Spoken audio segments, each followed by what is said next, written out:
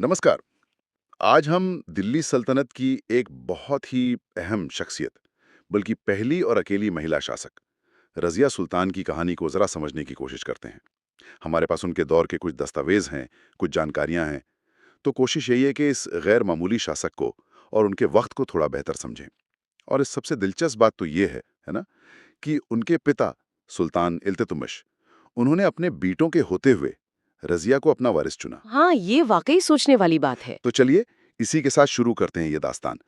रज़िया का जन्म माना जाता है करीब 1205 ईस्वी के आसपास। जी, और उनके पिता इल्तुतमिश, वो तो खुद ही मतलब एक गुलाम से सुल्तान के ओहदे तक पहुंचे थे। बिल्कुल, तो शायद उन्हें काबिलियत की पहचान थी बेटों से ज्यादा। हो सकता है। और उन्होंने रज़िया को तालीम भी वैसी दी, हुँ। मतलब आला दर्जे की। हाँ, उस जमाने के हिसाब से तो बहुत ही आला। जी। जैसे प्रशासन कैसे चलाना है, जी। फौजी हुनर, डिप्लोमेसी मतलब कूटनीति। जो उस वक्त लड़कियों को सिखाने का रिवाज तो दूर, शायद सोचते भी नहीं थे लोग। बिल्कुल नहीं, मध्ययुगीन समाज था वो। लेकिन इल्तुतमिश ने अपनी बेटी की काबिलियत, उनकी लीडरशिप को पहचाना और कहते हैं ग्वालियर जीतने के बाद तो उन्होंने लगभग तय ही कर लिया था कि रज़िया ही वारिस बनेंगी। अच्छा। हाँ, हालांकि उनके इंतकाल के बाद पहले उनका बेटा रुकनुद्दीन फिरोज हम्म, वो गद्दी पर बैठा, पर वो ज्यादा टिक नहीं पाया। नाकाबिल था। बिल्कुल, कहते हैं शासन में बिल्कुल ध्यान नहीं था, तो हालात बिगड़े और फिर दिल्ली के अमीरों ने और आम लोगों ने भी उसे हटा दिया। वाह। और तब 1236 में रज़िया सुल्तान बनी। जी। रज़िया को तख्त पर बिठाया गया।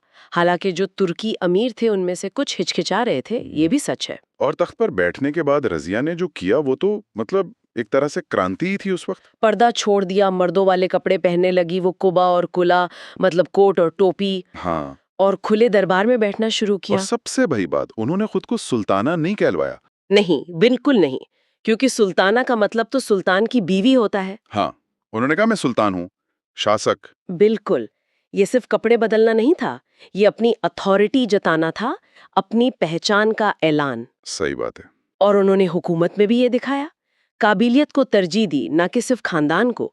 और इसी चक्कर में उन्होंने एक ऐसे शख्स को ऊंचा ओहदा दिया जो तुर्की नहीं था, जमाल उद्दीन याकूत। हाँ, याकूत का जिक्र आता है। वो एक हबशी यानी अफ्रीकी मूल के गुलाम थे शायद पहले। जी, उन्हें अमीर आखूर मतलब शाही अस्तबल का मुखिया बना दिया। अब ये बात जो पुराने तुर्की सरदार थे, वो 40 वाला गुट चहलगानी, हाँ, चालीसा दल। उन्हें ये बात बिल्कुल पसंद नहीं आई। एक तो वो गैर तुर्की, ऊपर से खानदानी अमीर भी नहीं।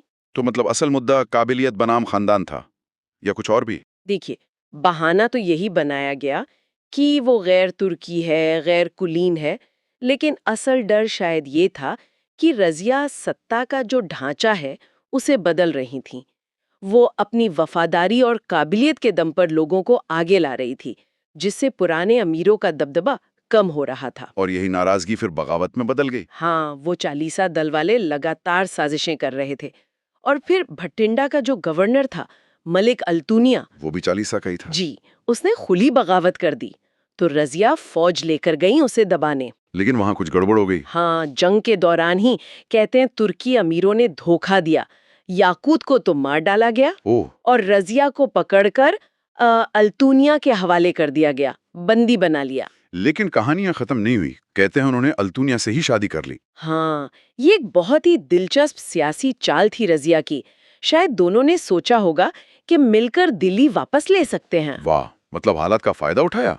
जी, और दोनों ने मिलकर कोशिश भी की, दिल्ली पर चढ़ाई की, लेकिन लेकिन कामयाब नहीं हो पाए। रज़िया के भाई बहराम शाह को तब तक अमीर सुल्तान बना चुके थे।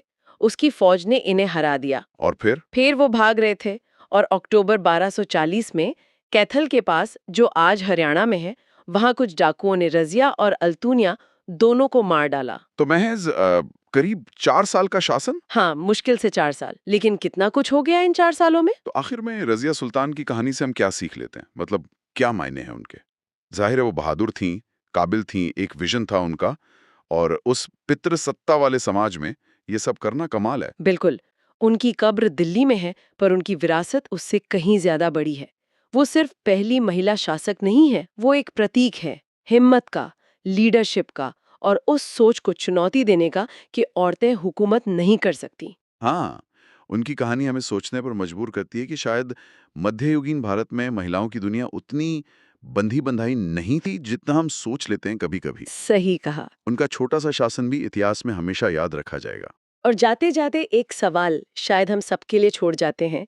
रज़िया का इतनी काबिलियत के बावजूद सिर्फ 4 साल टिक पाना और फिर इस तरह मारा जाना, ये उस दौर की सियासत के बारे में क्या बताता है?